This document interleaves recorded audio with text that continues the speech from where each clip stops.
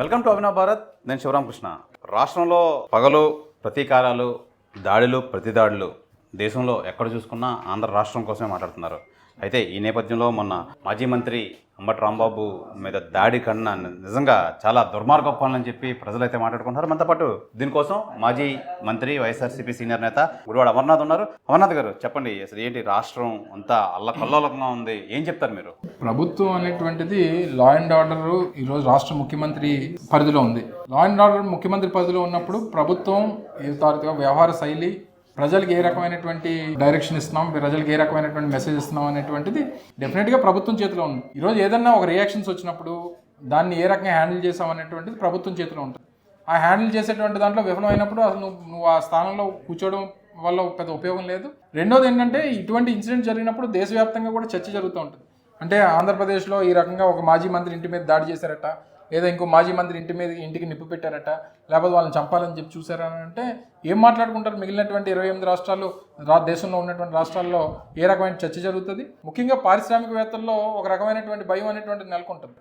అమ్మో, అది ఆ రాష్ట్రంలోకి వెళ్తే ఏదైనా ఇష్యూ వస్తే పోలీసులు మనకు కాపాడరేమో, లా అండ్ ఆర్డర్ అనేటువంటి సవ్యంగా నడవట్లేదు కదా అనేటువంటి అభిప్రాయం కలిగినప్పుడు రాష్ట్రానికి నష్టం చేకూరుతుంది. కానీ కేవలం నీ రాజకీయ అవసరాల కోసం, రాజకీయంగా లబ్ధి పొందడం కోసం ఏదన్నా చేస్తామని అనుకుంటే దానివల్ల రాష్ట్ర ప్రజలు నష్టపోతున్నారు అన్నటువంటిది ప్రభుత్వాలు గమనించాలి. ఇప్పుడు సీఎం మన జోగి రమేష్ గారి ఇంటి మీద అగ్గి పెట్టడం, మళ్ళీ తిరిగి వాళ్ళే పెట్టుకోవడం సీఎం రమేష్ గారు కూడా చెప్పడం జరిగింది. ఇది ఎంతవరకు కరెక్ట్ అంటారు? అంటే జనరల్గా ఈ సోకాల్ లీడర్స్ ఎవరైతే మాట్లాడుతున్నారో కూటమి ప్రభుత్వానికి సంబంధించినటువంటి వారు, ఈ టైప్ ఆఫ్ రాజకీయం అనేటువంటిది అలవాటు. వాళ్ళ ఇంటికి వాళ్ళని పెట్టుకోవడం, లేదా వాళ్ళ పార్టీ అధ్యక్షుని వాళ్ళే చంపేసి వాళ్ళే దండేయడం. సో ఇవన్నీ చంద్రబాబు నాయుడు గారికి, వారితో పాటు ఉన్నటువంటి వారి సహచరులకి ఇది రాజకీయంగా వారికి ఉన్నటువంటి ఒక అలవాటు. సో అందులో భాగంగా వాళ్ళకి ఏంటంటే, దానికి మేమే ఇసిరారు కదా, ఎవరు ఇసిరారో ఏంటో అన్నీ ఈరోజు సీసీ కెమెరాస్ ఉన్నాయి, ఇన్వెస్టిగేట్ చేయమనండి. ఎవరు ఇసిరారో, ఎవరు చేస్తారో, ఎవరు దగ్గరుండి చేయించారో, పోలీసులు ఎవరికి ఎస్కాట్గా వచ్చారో, ఎవరికి నిలబడ్డారో, ఎవరింటి మీద దాదాపు 6-7 గంటలు దాడి చేస్తూ ఉంటే చూస్తూ కూర్చున్నారో అనేటువంటిది వారు డిసైడ్ చేయమనండి. సో ఇవన్నీ కూడా తప్పుడు ప్రచారాలు చేసి తద్వారా రాజకీయ లబ్ధి పొందుదాం, రాజకీయంగా మమ్మల్ని ఏదో ఇబ్బంది పెడదాం, రాజకీయంగా మమ్మల్ని భయపెడదాం అనుకుంటే వారు అమాయకత్వం. ఎలక్షన్ ముందు నారా లోకేష్ చెప్పినట్టు రెడ్ బుక్ రాజ్యాంగం అమలు పరుస్తున్నారంటారా? ఏం చెప్తారు మీరు? ఆబ్వియస్లీ ఇంకంతకుమించి ఏముంది? ఈరోజు చట్టం అనేటువంటిది ఎక్కడుంది, లా అండ్ ఆర్డర్ అనేటువంటిది ఎక్కడుంది? వారు ఏం చెప్తే, పోలీస్ శాఖ అనేటువంటిది ఎంత నిర్వీర్యంగా ఉండడం అనేటువంటిది నాకు తెలిసి బహుశా స్వతంత్రం వచ్చిన తర్వాత ఆంధ్రప్రదేశ్ రాష్ట్రంలో ఎంత ఘోరమైనటువంటి పరిస్థితులు ఎప్పుడు కూడా లేవు. ఒకప్పుడు ఎప్పుడో మనం రాయలసీమలో ఫ్యాక్షన్ గురించి వాటి గురించి విన్నాం, కానీ ఈరోజు నేరుగా అది ఎలా ఉంటుంది అనేటువంటిది వీరు రుచి చూపిస్తూ ఉన్నారు. ఈరోజు రాయలసీమ కూడా సస్యశ్యామలంగా ఉంది. ఈరోజు ఆ ప్రాంతాలు కూడా అభివృద్ధి చెందుతూ ఉన్నాయి. ఆ ప్రాంతాలు కూడా ఆ రోజు జగన్మోహన్ రెడ్డి గారు, రాజశేఖర రెడ్డి గారి దయ వల్ల ఆ ప్రాంతాలు అభివృద్ధి చెంది ఈరోజు ఈ పరిస్థితిలో ఉన్నాయి. కానీ మళ్ళీ ఆ పాత పరిస్థితులు తీసుకొని వచ్చి ఒక ఫ్యాక్షన్ పొలిటికల్ సెనారియోని, ఒక టెర్రరిస్ట్ యాక్టివిటీస్ని ఈరోజు రాష్ట్రంలో తీసుకొని వచ్చి తెలుగుదేశం పార్టీ చేస్తూ ఉంది. తద్వారా దీనివల్ల వచ్చేటువంటి ఇష్యూస్ అన్నిటి కూడా వాళ్ళు సమాధానం చెప్పుకోవాల్సినటువంటి పరిస్థితి వస్తుంది. అంటే గతంలో కూడా మనం చూసాం, చంద్రబాబు నాయుడు గారు, రాజశేఖర రెడ్డి అసెంబ్లీలో ఇద్దరికిద్దరు మాట్లాడుకోవడాలు, తర్వాత అన్ని కలిసి ఆ వాతావరణం రాదంటారు ఇప్పుడు, ఆ రోజులు కాదంటారు ఇప్పుడు. పూర్వం పరిస్థితులకి ఇప్పటికీ చాలా మార్పు వచ్చేసినాయి. ఈ రకమైనటువంటి ఎప్పుడైతే వ్యక్తిగతమైనటువంటి ఎలిగేషన్స్, వ్యక్తిగతమైనటువంటి ఏవైతే కేసెస్ ఫైల్ చేయడం కానీ, లేకపోతే ఇబ్బంది పెట్టడం కానీ, దోషణలు చేయడం కానీ, ఇవన్నీ జరిగిపోయిన తర్వాత మొహమాన్ చూసుకోవాల్సినటువంటి పరిస్థితి వచ్చినప్పుడు కూడా ఇబ్బంది పడేటువంటి పరిస్థితి కనబడతా ఉంది. సో డెఫినెట్గా ఆ పరిస్థితులు ఉంటే బాగుంటుంది అనేటువంటి అభిప్రాయం ప్రజల్లో ఉన్నప్పటికీ డెఫినెట్గా ఆ పరిస్థితులు మళ్ళీ రావాలన్నటువంటిదే డెఫినెట్గా ఈరోజు సామాన్యులు అందరూ కూడా కోరుకుంటూ ఉన్నారు. అమర్నాథ్ గారు, అంటే నిన్న జరిగిన అంబటి రాంబాబు గారి ఇష్యూలో చూస్తే తప్పు జరిగింది, క్షమాపణ చెప్పారు, అదంతా పక్కన పెడితే ఒక సీఎం, రాష్ట్రం పరిపాలించే సీఎంని ఆ విధంగా దూషించడం ఎంతవరకు కరెక్ట్ అంటారు? మళ్ళీ మీరు కూడా వాళ్ళ ట్రాప్లో పడుతున్నారు.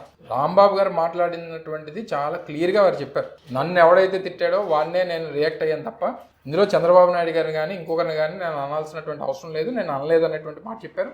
ఒకవేళ నన్ను ఎవడైతే తిట్టాడో వాడిని తిట్టడం కూడా తప్పే అనేటువంటిది ఆయన రిగ్రెట్ అయ్యాడు. అంత క్లియర్గా చేసిన తర్వాత ఒకవేళ తిట్టడం తప్పే అనుకున్నప్పుడు కేసు పెట్టండి. అరెస్ట్ చేశారు కదా, అరెస్ట్ చేశారు, అయిపోయింది. మరి ఇంటి మీద దాడి చేయడం ఏంటి, ఇంటికి నిప్పు పెట్టడం ఏంటి, వాళ్ళ ఫ్యామిలీ మెంబర్స్ని ఇబ్బంది పెట్టడం ఏంటి? దీన్ని సమర్థిస్తారా లేదా అనేటువంటి దాన్ని ప్రభుత్వం సమాధానం చెప్పాలి. అంతే తప్ప ఇదంతా కూడా దాన్ని వెనకేసుకుని వచ్చి చంద్రబాబు నాయుడు గారిని తిట్టకపోయినా నన్నే తిట్టాడని చెప్పి ఆయన అనిపించుకోవడం, ఆయన అలా ఫీల్ అవ్వడం, తద్వారా దాని రియాక్షన్స్ ఈ రకంగా ఉంటాయని చెప్పి వాళ్ళని పంపించడం, ఇదంతా కూడా ప్రీ ప్లాన్డ్ స్కెచ్ అనేటువంటిది అర్థమవుతా ఉంది. ప్రజలు కూడా దీన్ని డెఫినెట్గా అర్థం చేసుకుంటారని చెప్పి భావిస్తాం. జోగి రమేష్ గారు అరెస్ట్ ఈరోజు ఉంటుందని చెప్పి చాలా వార్తలు, కథనాలు అయితే వస్తున్నాయి, ఏమంటారు? ఇప్పుడు ఈ ప్రభుత్వం వచ్చిన తర్వాత ఇదే ఒక రొటీన్ లాగా అయిపోయింది. దీనికి ఇప్పుడు ఎవరు భయపడే పరిస్థితి లేదు. అరెస్ట్ చేయరని చెప్పి ఎవరు ఆశించట్లేదు. ఒకవేళ అరెస్ట్ చేసినా సరే అన్నిటికీ సిద్ధంగా ఉన్నారు అందరూ కూడా, వైఎస్ఆర్ కాంగ్రెస్ పార్టీ నాయకులు. ఎందుకంటే అంతకంటే వారు చేయగలిగింది లేదు, అంతకంటే వారు సాధించేది కూడా ఏమీ లేదు. సో ఈ జరిగేటువంటి ప్రక్రియలు అన్నింటిలో కూడా వైఎస్ఆర్ కాంగ్రెస్ పార్టీ నాయకత్వం అంతా కూడా సిద్ధంగా ఉంది. వారు ఏం చేసినా సరే మేము రెడీగా ఉన్నాం. అమర్నాథ్ గారు, ఈ అరెస్టుల పర్వం అసలు ఎవరి దగ్గర నుంచి మొదలైంది అసలు? ఏమో మరి మీరే చెప్పాలి. ఎక్కడెక్కడి నుంచి మొదలైందో, ఎవరెవరితో మొదలైందో, ఎందుకు చేశారో, ఏం చేశారో అనేటువంటిది గడిచినటువంటి 2 సంవత్సరాలుగా చూస్తూ ఉన్నాం. గతంలో జరిగినటువంటివి మాకు ఒక ఎవిడెన్స్, కరప్షన్ ఎవిడెన్సెస్ కానీ, లేకపోతే సిస్టంలో జరిగినటువంటి తప్పుల మీద ఎవిడెన్సెస్ కానీ, వీటన్నిటితో తీసుకొని వచ్చి అరెస్ట్ చేసినటువంటి ఇష్యూ. ఈ రోజు కేవలం రాజకీయ ప్రేరేపితమైనటువంటి కేసెస్ ఫైల్ చేస్తూ ఉన్నారు. కావాలని చెప్పి క్రియేట్ చేసి ఆ స్టేషన్లో, ఈ స్టేషన్లో, ఆ జిల్లాలో, ఈ జిల్లాలో కేసులు పెట్టి ఇబ్బందులు పెట్టేటువంటి ప్రక్రియ ఎవరు చేస్తున్నారు అనేటువంటి ప్రజలు కూడా గమనిస్తూ ఉన్నారు. అమర్నాథ్ గారు, మాజీ మంత్రిగా ఒకరినొకరు దూషించుకోవడం, అనంతరం హెల్దీ కాంపిటీషన్ ఉండాలి అని చాలా మంది చెప్తారు, మీరేమంటారు? నేను కూడా అందరు ఎవరైనా అది చెప్తారు. అదే అన్నాం కదా, హెల్దీ కాంపిటీషన్ ఉండాలి. యాజ్ నిన్న జరిగినటువంటి దాంట్లో అంబటి రాంబాబు గారు ఇష్యూలో ఎక్కడ కూడా ఆయన ఏదో ప్రెస్ కాన్ఫరెన్స్ పెట్టి ఏమి తిట్టలేదే. అవును, అదొక రోడ్డు మీద జరిగినటువంటి ఇష్యూ. ప్రధానంగా రాజకీయ పరంగా మాటల యుద్ధం పరిపాటి, కానీ అది చాలా యూనిఫామ్గా ఉండాలి, అనంతరం అంతా హెల్దీగా ఉండాలి. కానీ ఈ విధంగా దాడి చేసి ఈ విధంగా ఉండడం అనేది కరెక్ట్ కాదు అని చెప్పి వైఎస్ఆర్సీపీ సీనియర్ నేత, మాజీ ఎమ్మెల్యే అమర్నాథ్ అయితే తెలియజేస్తున్నారు. కెమెరామెన్ రాఘవతో శివరామకృష్ణ, అభినవ్ భారత్, విశాఖపట్నం.